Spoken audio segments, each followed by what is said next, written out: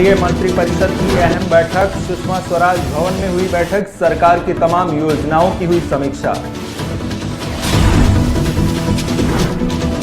विशेष सत्र की मांग के बीच बड़ा फैसला, मानसून सत्र 21 जुलाई से 12 अगस्त तक, केंद्रीय मंत्री किरेन रिजिजू ने दी जानकारी। एक और पाकिस्तानी जासूस गिरफ्तार, 3 बार पाकिस्तान का कर चुका है दौरा, PIO शाकिर उर्फ जट रंधावा के साथ संपर्क। और RCB का जश्न मातम में तब्दील, भारी संख्या में उमड़े फैंस और मच गई अफरा तफरी। भगदड़ में अब तक 11 लोगों के मौत की सूचना। वीडियो देखकर हथियार बनाने वाला गिरफ्तार, कैश और उपकरणों के साथ आरोपी गिरफ्तार, एक और साथी का नाम उजागर। नमस्कार, आज की खबर देख रहे हैं आप, मैं हूं परमानंद पांडे। आइए नजर डालते हैं देश दुनिया की कुछ अहम खबरों की तरफ। प्रधानमंत्री नरेंद्र मोदी की अध्यक्षता में सुषमा स्वराज भवन में केंद्रीय मंत्रिपरिषद की अहम बैठक हुई। इस बैठक में सरकार के 11 वर्षों से चल रही प्रमुख योजनाओं की समीक्षा की गई। साथ ही हर मंत्रालय से पिछले 1 साल का लेखा जोखा भी मांगा गया। फिलहाल अब तक बैठक को लेकर कोई खुलासा नहीं हुआ है, लेकिन सूत्रों की माने तो इस बैठक में उज्ज्वला योजना, आयुष्मान भारत, जल जीवन मिशन, डिजिटल इंडिया जैसी योजनाओं की समीक्षा की जा सकती है और मंत्रियों की कार्यशैली और फील्ड वर्क पर फीडबैक के साथ ही आगामी नीति निर्देश और टारगेट सेटिंग पर भी चर्चा हो सकती है। IPL में पहली बार चैंपियन बनी RCB की टीम का जश्न इस वक्त मातम में बदल गया है। बता दें कि चिन्नास्वामी स्टेडियम के बाहर फैंस की भारी भीड़ उमड़ी और जश्न के दौरान स्टेडियम के बाहर अंदर अचानक भीड़ बेकाबू हो गई, जिससे अफरा तफरी मच गई। कई लोग कुचल गए और दर्जनों लोग घायल हो गए। घायलों में कई की हालात बेहद गंभीर बताई जा रही है। सूत्रों की माने तो अब तक भगदड़ में 11 लोगों की मौत हो चुकी है, वहीं 25 से ज्यादा लोगों के घायल होने की सूचना है। बता दें कि 18 साल में पहली बार RCB ने IPL का खिताब जीता है और यह खिताब, कल तक जो जश्न था वो आज मातम में बदल गया है। स्टेडियम के भीतर भगदड़ मची। भगदड़ मचने के बाद वहां पर कई भारी संख्या में लोग, वहां लोगों के पैरों तले रौंद दिए गए। मानवीयता की ऐसी तस्वीर जिसे देखकर दुख होता है, गुस्सा आएगा आपको और आप कहेंगे ये कैसा उत्सव। क्योंकि रॉयल चैलेंजर्स बंगलोर 17 साल बाद 18वें साल में IPL की ट्रॉफी जीती और IPL की ट्रॉफी जीतने के बाद चिन्नास्वामी स्टेडियम में पहुंची थी जश्न मनाने के लिए। और हर कोई जानता है कि RCB के फैंस की खुमारी अपनी टीम को लेकर क्या रहती है। विराट कोहली की दीवानगी लोगों के सिर चढ़कर बोलता है और पूरी RCB टीम की जीत के बाद बड़ी संख्या में, लाखों की संख्या में वहां लोग पहुंचे थे। प्रशासनिक अमला वहां लोगों को व्यवस्थाएं देने में लगा था, लेकिन जैसे ही वहां पर अचानक भगदड़ होती है, भगदड़ होने के बाद बताया जा रहा है कि पुलिस ने लाठीचार्ज किया। लाठीचार्ज के दौरान भगदड़ और तेज हुई और इस भगदड़ में कई लोग कुचल गए, जहां पर 11 लोगों की दर्दनाक मौत हो गई, तो वहीं बड़ी संख्या में लोग घायल हैं। घायलों को अस्पताल पहुंचाया गया है और जिस तरह की तस्वीरें चिन्नास्वामी स्टेडियम से आई वो यही बताती हैं कि आप फैंस हैं, आप किसी टीम को पसंद करते हैं, आपके भीतर किसी चीज को लेकर दीवानगी है, तो क्या हुआ, आप पहले अपने आप को महफूज रखिए। इतनी भारी भीड़ में जाकर प्रशासन की लापरवाही का शिकार बन गए ये लोग। 11 जिंदगियां तबाह हुई और जिस RCB ने 18 साल बाद खिताब जीता, उसके जश्न में शामिल 11 लोग अपनी जान गंवा चुके हैं और बेरहमी से मारे गए हैं और कई लोग बड़ी संख्या में घायल हुए हैं। हमारे साथ हमारी संवाददाता विकास तिवारी हमारे इस खबर पर ज्यादा जानकारी के लिए हमारे साथ जुड़ गए हैं। विकास, तस्वीरें तो पूरे देश ने देखी और जिस तरह का जश्न मनाया जाना था लाजिमी था, क्योंकि 18 साल बाद RCB चैंपियन बनी है, लेकिन किसी को क्या पता था कि ये खुशी, ये पल और ये जो जश्न है ये उनकी जिंदगी का आखिरी जश्न होगा। जी देखिए, जब बीती रात अहमदाबाद में आरसीबी चैंपियन बनी थी, उन्होंने पंजाब को 6 रनों से हराकर 18वें साल में खिताब अपने नाम किया था। तभी से हर किसी को पता था कि जश्न जो है वो शानदार होने वाला है, क्योंकि और ये बात विराट कोहली ने वहां एडमिट भी की थी, क्योंकि वो अहमदाबाद था तो वहां उस तरह से जश्न का माहौल देखने को नहीं मिला था। हालांकि फैंस वहां भी काफी मात्रा में थे, लेकिन उस तरह के दीवाने फैन जो कर्नाटक में बेंगलुरु में देखने को मिलते हैं, चिन्नास्वामी स्टेडियम में देखने को मिलते हैं, वो वहां पर नहीं थे। तो विराट कोहली ने कल ही बोल दिया था कि जब वो बेंगलोर जाएंगे तो वहां पर सड़कें जाम हो जाएंगी, ऐसे हालात बन सकते हैं। और आपको याद होगा, जब बीते साल आरसीबी की विमेंस टीम ने भी जीत हासिल की थी, तब भी बेंगलोर में सड़कें जाम हो गई थी। तो प्रशासन को कहीं ना कहीं ये तो पता ही था कि ऐसे जश्न होने वाला है, लोग भारी संख्या में सड़कों पर उतरने वाले हैं और विक्ट्री परेड भी होने वाली है। तो इस कहीं ना कहीं प्रशासन ने पुख्ता इंतजाम क्यों नहीं किए, इसको लेकर तमाम सवाल उठ रहे हैं। देखिए विकास, 18 साल का वक्त कम नहीं होता। 18 साल के इंतजार के बाद अगर आरसीबी के खेमे में आईपीएल का खिताब आया है तो फिर ये जश्न होना लाजमी है, लेकिन व्यवस्थाएं तो देना सरकार का काम है, सरकार की जिम्मेदारी है। और जिस तरह से ये संवेदनहीनता दिखाई गई है वो बताता है कि लोगों की जिंदगी की क्या कीमत है और किस तरह लोग अपने सितारों को देखने जाएंगे तो उनकी जान की गारंटी नहीं होगी। जी बिल्कुल, जो असंवेदनशीलता दिखाई गई है उसके लिए ये कि जो फैंस जिन क्रिकेटर्स के लिए, जिन एक्टर्स के लिए दीवाने होते हैं, अपनी जान की परवाह किए बिना हजारों लाखों की भीड़ में पांव तले रौंद देने के लिए पहुंच जाते हैं, उनको उनके इतने भी फिक्र नहीं है कि बाहर लोग मर रहे हैं और अंदर वो जीत का जश्न कर रहे हैं। ऐसा नहीं है कि कोई इस हालात से रूबरू नहीं है। आजकल सोशल मीडिया का जमाना है, डिजिटल एरा है, सबको हर चीज की पल पल की खबर होती है। तो कहीं ना कहीं ये जश्न जरूरी है, ऑब्वियसली जरूरी था, क्योंकि 18 साल बाद विराट कोहली के हाथ में ट्रॉफी आई है। उन्होंने कहा कि उन्होंने अपना यूथ, प्राइम और एक्सपीरियंस सारा कुछ आरसीबी को दे दिया, तो ट्रॉफी आई, ऑब्वियसली जश्न बनता था। लेकिन जिस तरह की ये वारदात हुई, जो ये घटना हुई, लोग मारे गए, बाहर लोग मर रहे थे, कुचले जा रहे थे, तो इस जश्न को पोस्टपोन किया जा सकता था, क्योंकि ना खिलाड़ी कहीं जा रहे थे, ना जो नेता राजनेता उसमें शामिल हुए थे वो कहीं जा रहे थे, और ना ही ट्रॉफी कहीं जा रही थी, क्योंकि अगले आईपीएल तक तो ट्रॉफी आपके पास ही रहने वाली है। तो जब ये संवेदनशील घटना हुई तो कहीं ना कहीं बिल्कुल जश्न को टाला जा सकता था। और वो तस्वीर भी दिखाते हैं दर्शकों को जहां पर एक तरफ लोग मरते रहे, भगदड़ मची, लोग भागते रहे, पैरों तले रौंदे जा रहे थे, और दूसरी तरफ जश्न जारी था। कहीं ना कहीं ये जिम्मेदारी थी उस सपोर्ट स्टाफ की, आईपीएल की ओर सुरक्षा गार्ड्स, जो उनकी जिम्मेदारी थी लोगों की सुरक्षा और लोगों को सुरक्षा मुहैया कराना।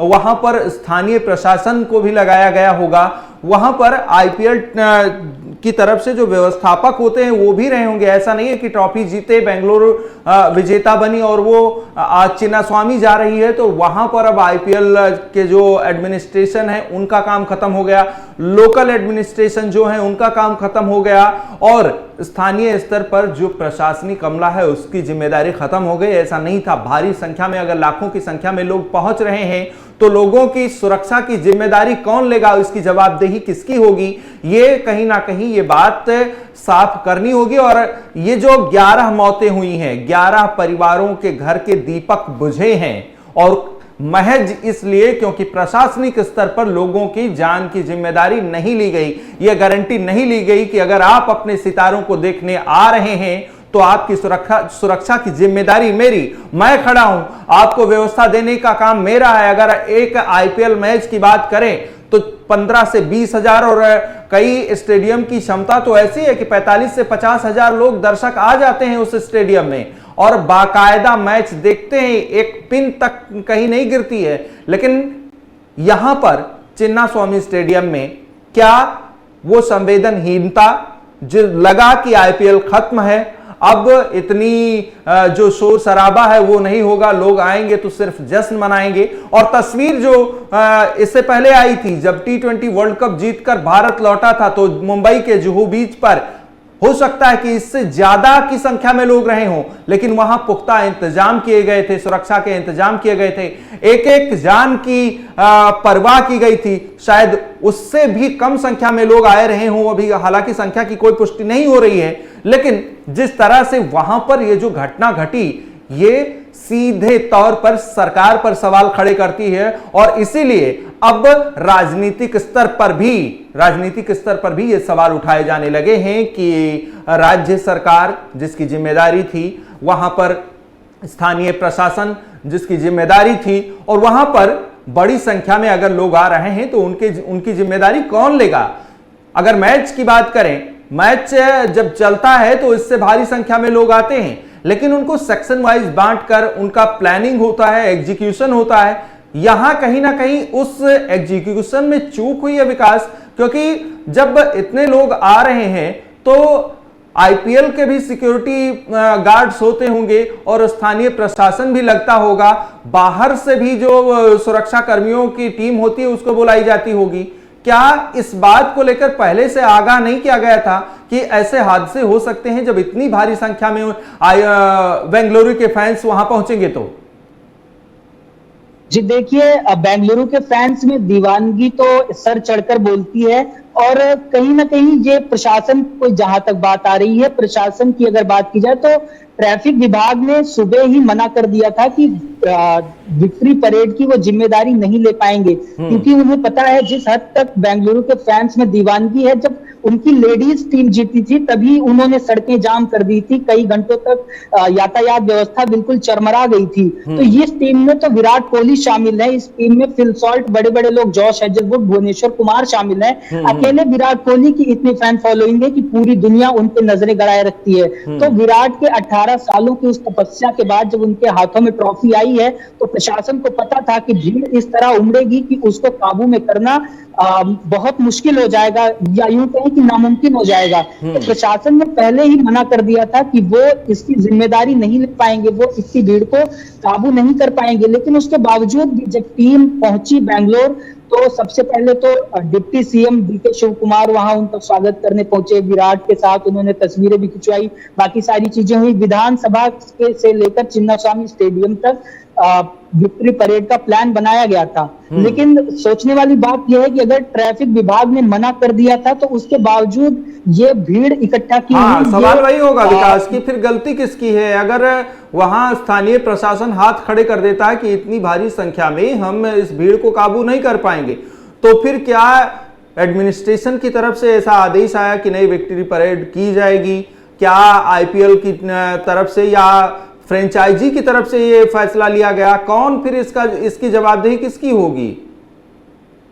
एग्जैक्टली उसी के लिए अभी कोई ना उस पे ना कोई रिस्पॉन्सिबिलिटी ले रहा है और ना ही कोई उसके लिए कुछ संवेदना व्यक्त कर रहा है। हालांकि डीके शिव कुमार ने कहा कि उन्होंने सिद्धारमैया ने जाके घायलों से मुलाकात करी है। डीके शिव कुमार ने भी कहा है कि वो मुआयना कर रहे हैं, चीजों को देख रहे हैं। लेकिन वही सवाल है कि असली जिम्मेदार कौन है? कि जो मतलब जब प्रशासन ने मना कर दिया तो फ्रेंचाइज भी उसकी जिम्मेदारी नहीं लेगी, क्योंकि फ्रेंचाइज और आईपीएल प्रशासन भी उसकी जिम्मेदारी नहीं लेगा, क्योंकि आईपीएल प्रशासन का जहां तक सवाल है, उनका जो काम है वो आईपीएल फाइनल तक है। उसके बाद अगर कोई फ्रेंचाइज अपना खुद का कोई सेरेमनी, कोई रिसेप्शन या कोई भी ग्रैंड ऐसे सेलिब्रेशन कर रहा है, तो उसकी जिम्मेदारी उस राज्य के प्रशासन की होगी, लोकल प्रशासन की होगी, या फिर उस फ्रेंचाइज की होगी। और ऐसे में अगर सवाल उठते हैं तो आरसीबी मैनेजमेंट पर उठते हैं, आरसीबी के प्रशासन फ्रेंचाइज पर उठते हैं कि अगर उन्होंने विक्ट्री परेड कराई तो फिर प्रशासन को इत्तला क्यों नहीं की, क्योंकि प्रशासन ने तो सुबह ही मना कर दिया था कि वो इतनी भीड़ को काबू नहीं कर पाएंगे। और बात रही कि इतनी भीड़ क्यों उमड़ी, तो बात कर रहे थे आप कि मैच के दौरान भी भीड़ होती है। तो मैच के दौरान यही होता है कि लोगों को पहले से पता होता है इतनी भीड़ आएगी, उस हिसाब से प्रशासन पुख्ता तैयारियां करता है। और उस एक चीज ये भी होती है कि मैच के दौरान टिकटें खरीद कर लोग आते हैं, जितनी सीटें होती हैं ऑलमोस्ट उतने ही लोग आते हैं, उससे थोड़े बहुत ज्यादा आते होंगे। लेकिन यहाँ पर ऐसा था कि टीम 18 साल बाद जीती है, ग्रैंड सेलिब्रेशन है, और ना कोई टिकट का कोई सीन है ना कुछ, जितने लोग जा पाए उतने लोग जा सकते हैं। और अगर चिन्नास्वामी स्टेडियम की क्षमता की बात करें तो 30 से 35 हजार की क्षमता है, लेकिन लाखों की संख्या में लोग पहुंच गए, जिसकी वजह से अफरा तफरी तो मची और प्रशासन के पास, पुलिस के पास कोई चारा नहीं था। उनके पास लाठीचार्ज करने के अलावा उन्होंने लाठीचार्ज किया। उसके बाद भीड़ और एकदम से बेकाबू हो गई और लोग एक दूसरे के ऊपर चढ़कर एक दूसरे को रौंद कर कुचलते हुए भागने लगे, जिसकी वजह से इस तरह का दर्दनाक हादसा हुआ है। और अभी तक 11 लोगों के मरने की फिलहाल पुष्टि हुई है, लेकिन ये मामला अभी आगे जाते हुए ये आंकड़ा और बढ़ सकता है। जी, और जरूर बढ़ सकता है, क्योंकि बताया जा रहा है कि बड़े स्तर पर जब भगदड़ मची तो बहुत अधिक संख्या में लोग पैरों तले कुचले गए। और ये तस्वीर आई है, वो तस्वीर जो अलग अलग कैमरों के जरिए हम सामने दिखा रहे हैं आपको।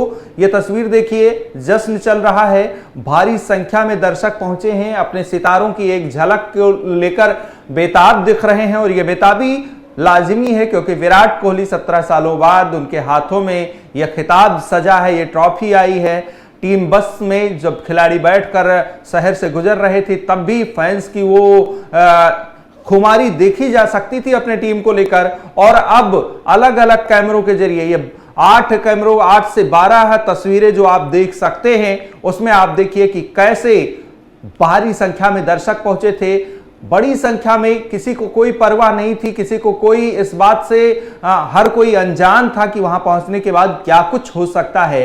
हालांकि इसकी जिम्मेदारी तो स्थानीय प्रशासन की होती है, राज्य सरकार की होती है, एडमिनिस्ट्रेशन की होती है। हो सकता है कि जो आईपीएल मैनेजमेंट का हिस्सा रहे हो, उनकी भी जिम्मेदारी होती है कि अगर इतनी बड़ी संख्या में लोग आ रहे हैं, तो ये तो बिल्कुल हर कोई जानता है कि जब इतने बड़े पैमाने पर लोगों की आवाजाही होगी, इकट्ठे एक जगह पर पहुंचेंगे, तो ये लाजिमी है कि वहां पर भीड़ संभाल पाना आसान नहीं होगा।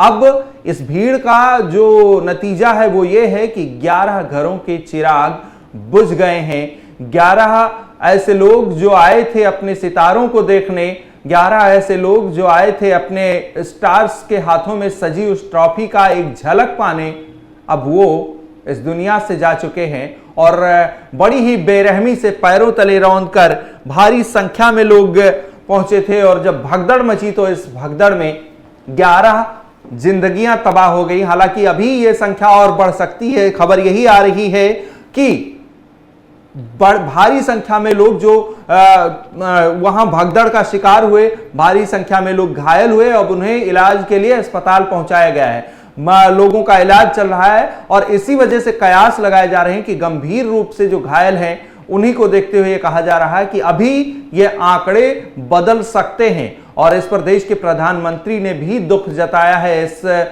हादसे को लेकर राज्य सरकार की तरफ से दुख जताया है। और कई बड़ी हस्तियां इस खबर को सुनने के बाद थोड़ी भावुक नजर आई। और हो भी क्यों ना, क्योंकि अभी कल रात की बात है, जब बेंगलुरु ने ये ट्रॉफी जीती तो पूरे देश में खुशी की लहर दौड़ी। हर कोई कह रहा था कि बचपन में एक विराट आया था, एक महान खिलाड़ी आया था, और अब वो अपने क्रिकेट के आखिरी दौर पर है, और अब जाकर उसके हाथ में आईपीएल की ट्रॉफी 17 साल बाद सजी है।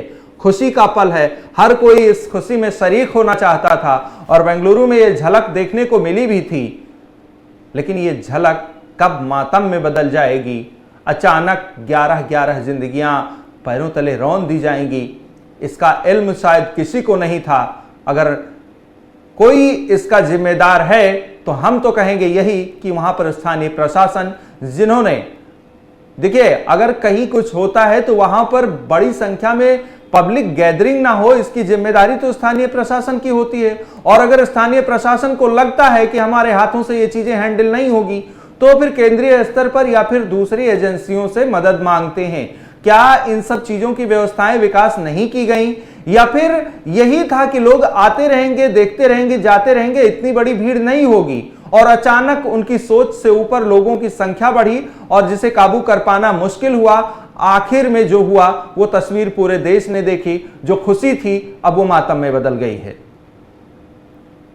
जी बिल्कुल, जैसे आपने जिक्र किया कि बीती रात जब विराट कोहली ने ट्रॉफी जीती, वो आरसीबी ने ट्रॉफी जीती, तो बात यही होती थी कि विराट कोहली जिसने क्रिकेट को अपना सब कुछ दे दिया, हाल ही में वो टेस्ट क्रिकेट से भी रिटायर हो गए, इससे पहले टी20 वर्ल्ड कप जीतने के बाद उन्होंने टी20 को भी अलविदा कह दिया था। तो उनकी जो ट्रॉफी कैबिनेट थी, क्योंकि उन्होंने 2011 में वनडे वर्ल्ड कप अपने नाम किया था, जीता था, 2013 में चैंपियंस ट्रॉफी जीती थी, 2024 में टी20 वर्ल्ड कप भी जीत लिया था, 2025 में एक बार फिर से चैंपियंस ट्रॉफी जीती। तो सारी ट्रॉफीज, और यहाँ तक कि 2017 में और 19 में उनके पास टेस्ट मैच भी थी।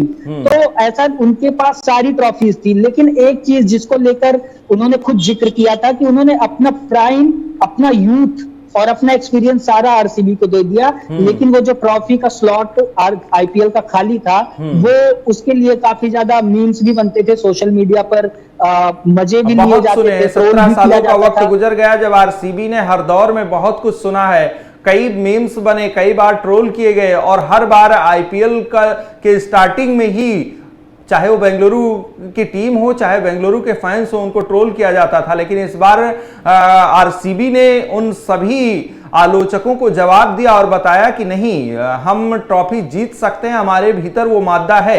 बहुत बड़े बड़े खिलाड़ी आरसीबी का हिस्सा रहे हैं, और हमें तो लगता है कि इकलौते विराट बचे थे उस पुरानी टीम का हिस्सा जो रहे थे, जिन्होंने सपना देखा था कभी आईपीएल ट्रॉफी जीतने का। लेकिन अब एक सवाल भी उठता है विकास कि जब बाहर इतना बड़ा हादसा हुआ, खबर तो अब भीतर तक गई होगी, और तब भी यह खबर आ रही है कि जब बाहर लोग मर रहे थे तब भी भीतर जश्न जारी था। ये जो इसे अमानवीयता ही कहेंगे एक हिसाब से।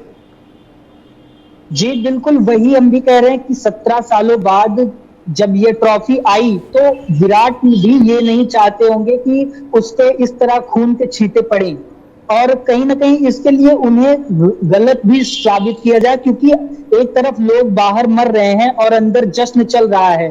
खबर तो उन्हें मिली होगी, डिजिटल एरा है, हर किसी के हाथ में फोन है, खबरें हर जगह पहुंच जाती हैं। और यहाँ तक कि सीएम सिद्धारमैया, डिप्टी सीएम भी जश्न में मौजूद थे। तो उनको तो इस बात का इल्म था ही कि बाहर क्या चल रहा है। इसके बावजूद भी वहां पर प्रोग्राम जारी रहा। कुछ लोग खिलाड़ियों को ट्रोल कर रहे हैं, कुछ लोग विराट कोहली को निशाने पर ले रहे हैं, लेकिन जो खिलाड़ी हैं, जो 15-20 जो टीम में हैं, वो तो अपने जश्न में लगे हैं। उनके पास हो सकता है कि इसकी सूचना ना पहुंची हो, वो जब पहुंचे हैं तो उनके फ्रंट में जितने लोग दिख रहे हैं वो उन्हीं को देख पा रहे हैं। बाकी भीतर क्या चल रहा है, बाहर क्या चल रहा है, सिक्योरिटी इंतजाम क्या क्या है, अभी कितनी संख्या में लोग पहुंच रहे हैं, ये कम से कम जो सपोर्ट स्टाफ है या फिर जो सिक्योरिटी फोर्सेज हैं या फिर वहां जो व्यवस्था में लगे हैं, उन लोगों को तो साफ पता रहा होगा। अब यहां कुछ लोग जो खिलाड़ियों को ट्रोल कर रहे हैं, बता रहे हैं कि जब किसी को भगवान मानने लगो किसी इंसान को, तो यह अंजाम होना तय है। क्या वो उन लोगों के इस बात से इत्तेफाक रखते हैं कि कोई खिलाड़ी अगर उसको सूचना मिले, क्या विराट कोहली को लेकर आप ये सोच सकते हैं कि अगर विराट कोहली को पता चले कि उनके जश्न के चलते किसी एक सिंगल पर्सन की मौत बाहर हो गई, तो विराट कोहली उस जश्न का हिस्सा बनेंगे? जी बिल्कुल, किसी खिलाड़ी पे इस चीज का ठीकरा फोड़ना बिल्कुल गलत है, क्योंकि आप जैसे कह रहे हैं कि वो टीम बस के अंदर है, उन्हें एग्जैक्टली नहीं दिख रहा कि भीड़ कितनी ज्यादा है और अंदर पीछे क्या हो रहा है। भीड़ का कोई चेहरा नहीं होता, उन्हें केवल बस के इर्द गिर्द जो लोग रहे होंगे वही दिखे होंगे। लेकिन बस बात यही है कि जो राजनीति से जुड़े हुए लोग, जो प्रशासन से जुड़े हुए लोग, सपोर्ट स्टाफ और सुरक्षा व्यवस्था वाले लोग, उनको तो पता था ना कि क्या हो रहा है। अगर वो उन्हें इस चीज के बारे में इत्तला करते या वो खुद ही ये फैसला लेते कि इस सेलिब्रेशन को थोड़े दिनों के लिए पोस्टपोन कर दिया जाए, तो शायद वो ज्यादा बेहतर होता। क्योंकि अभी जो, भले ही खिलाड़ियों की कोई गलती नहीं है, लेकिन लोगों को जुबान पे कोई लगाम नहीं लगा सकता, क्योंकि लोग तो कुछ भी बोल सकते हैं। तो वो जो खिलाड़ियों के ऊपर जो इल्जाम लगा रहे हैं या जो खून से ट्रॉफी को सनी होने का जो भी इस तरह की बातें हो रही हैं, वो शायद ना होती अगर, और इस एक तरह से एप्रिसिएट ही किया जाता कि अगर ऐसी घटना हुई तो उन्होंने अपने प्रोग्राम को पोस्टपोन कर दिया। वो एक नहीं, पोस्टपोन का कारण ये हो सकता है विकास, जहां तक मुझे समझ में आ रहा है, क्योंकि देखो बेंगलुरु की बात करें या फिर किसी भी फ्रेंचाइजी की बात करें, एक देश का कोई खिलाड़ी नहीं है, और वो अलग अलग देशों से आकर टीम बनाई गई है। कोई ऑस्ट्रेलिया से है, तो कोई वेस्ट इंडीज से है, तो कोई साउथ अफ्रीका से है। अब इन लोगों को जोड़कर बनाया गया है और सबका अब अपना होम सीजन आ रहा है। ये खिलाड़ी जाएंगे, अपने बोर्ड के साथ जुड़ेंगे और अपने टीम के साथ जुड़कर अगली सीरीज पर निकल जाएंगे। तो अब इसको बहुत पोस्टपोन भी नहीं किया जा सकता था। यही वो मौका था कि जो इस तरह से हमें जश्न मनाना था, हमें विक्ट्री परेड निकालनी थी, तो उसकी तैयारी हम कर लिए होते पहले ही। अगर ये था कि भारी संख्या में लोग आएंगे, प्रशासन को संभालना मुश्किल होगा, तो इसको टालने के बजाय कैंसिल ही कर देते। क्योंकि अभी तक की जो विक्ट्री परेड रही है वो बहुत हल्के फुल्के अंदाज में होती रही है। और अगर हुई भी है, जैसे कि हम उदाहरण दें, जुहू बीच पर जब भारत T20 वर्ल्ड कप जीत कर आया, मुझे लगता है कि इससे 2 गुनी संख्या में लोग रहे होंगे। लेकिन वहां पर पूरी प्लानिंग के साथ, पूरी सिक्योरिटी फोर्सेस के साथ, और ऐसा नहीं था कि वहां पर लाठीचार्ज करने की नौबत आए। लोग भी जागरूक थे और वहां प्रशासन भी अलर्ट था। लेकिन यहां पर जो प्रशासन था वो अलर्ट होने के बावजूद भी कहीं ना कहीं आंख बंद किए बैठा था। उसको शायद ये जानकारी नहीं रही होगी कि इतनी बड़ी संख्या में लोग उस जगह पर पहुंचने वाले हैं, जिसे काबू कर पाना बिल्कुल भी आसान नहीं होगा और लाठी ही एक आखिरी विकल्प बचेगी। लेकिन लाठी चलने से पहले भी शायद उनको यह पता नहीं रहा होगा कि इसका अंजाम क्या हो सकता है। जी बिल्कुल, जैसे आपने जिक्र किया 2024 वर्ल्ड कप जीतने के बाद जुहू बीच पे जिस तरह का सेलिब्रेशन हुआ था, विक्ट्री परेड निकली थी, तो उसमें और इसमें एक अंतर था, क्योंकि उसमें प्रशासन को पहले से सारी चीजें पता थी। उसी हिसाब से सड़कें खाली करवा ली गई थी और अन्य तरह के पुख्ता इंतजाम किए गए थे। बस लोगों के निकलने के किसी तरह की यातायात में कोई प्रॉब्लम ना हो, उसके लिए अल्टरनेट्स ढूंढे गए थे और वो सारी चीजें, व्यवस्थाएं वहां पे की गई थी। लेकिन यहाँ पे सिचुएशन अलग थी, क्योंकि यहाँ पे ट्रैफिक विभाग ने पहले ही मना कर दिया था कि जिस तरह की बेंगलोर सिटी भी है, आप बेंगलोर देखें तो आईटी सिटी के नाम से जानी जाती है, डेवलप्ड सिटियों में, हमारे शहरों में से एक है। और वहां पे ट्रैफिक की आलम ये रहता है कि कई दफा आप देखते हैं कि वीडियो वायरल होते हैं इस तरह के कि लोग ट्रैफिक में फंसे फंसे अपनी मटर छील लेते हैं, सब्जियां काट लेते हैं अपने किचन के लिए। तो जहां के लोग इस तरह के हैं, वहां पे इस तरह की मतलब व्यवस्था की, लोग वहां पे सड़कें खाली करानी, मतलब वहां पे सड़कें खाली कराई गई थी, लेकिन यहाँ पे लोगों ने खुद सड़कें जाम कर दी थी। तो वहां में और यहाँ में अंतर है। और रही बात भीड़ की, तो ऑब्वियसली भीड़ वहां पे ज्यादा थी, लेकिन वहां पे प्रशासन भी सतर्क था। लेकिन यहाँ पे प्रशासन ने सुबह ही हाथ खड़े कर दिए थे। बस सवाल यही है कि प्रशासन के मना करने के बाद, ट्रैफिक विभाग के मना करने के बाद भी इस तरह की सिचुएशन क्यों उत्पन्न हुई। हाँ, तो यहाँ लोगों ने नहीं दम तोड़ा, ये कह सकते हैं कि प्रशासन का दम टूटा है। अब प्रशासन का दम, अगर प्रशासन ने दम भरा होता पहले ही कि हम संभाल लेंगे, तो प्रशासन का दम टूटता। मुझे जहां तक आप पर्सनल पॉइंट ऑफ व्यू से पूछेंगे या जो भी प्रशासन के हाथ खड़ा करने के बाद आप किसी से भी पूछेंगे, तो यही है कि लोग अपने सितारों को देखने के लिए इस कदर पागल हैं कि अभी भी घटना हो गई है, उसके बाद भी आप देखिए कोई पेड़ पे चढ़कर बैठा है, कोई बाउंड्री वॉल पर दौड़ रहा है। मतलब एक तरह जुनून होता है। आप आरसीबी के दीवानगी का आप जुनून बस इस कदर देखिए कि जब वो फाइनल जीते भी नहीं थे, उससे पहले ही सिद्धारमैया को फैंस ने लेटर लिखा था कि अगर आरसीबी 3 जून को जीत जाती है तो 3 जून को उनके राज्य में हॉलीडे घोषित कर दिया जाए। तो आप सोचिए किस कदर की दीवानगी है। तो उन्हें 2-4 क्या 11-12 मौतें अभी तक हो चुकी हैं, उससे आगे भी आंकड़ा बढ़ने का अनुमान है।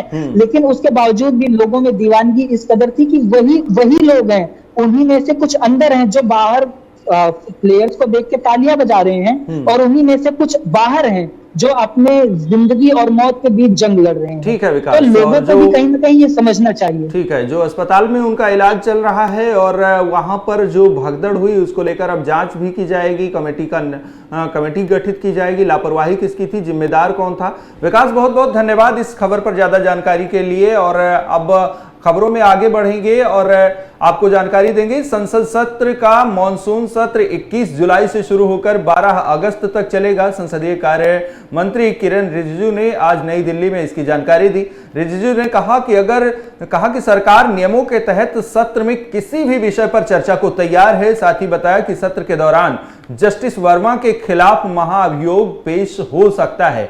आपको बता दें कि सरकार ने मॉनसून सत्र का स्पेशल ऐलान किया है। विपक्ष के स्पेशल सेशन की मांग के बाद किया है। पहलगाम हमला और ऑपरेशन सिंदूर को लेकर विपक्ष लगातार विशेष सत्र की मांग कर रहा है और इसको लेकर 16 से ज्यादा पार्टियों ने अब तक पीएम को पत्र भी लिखा है।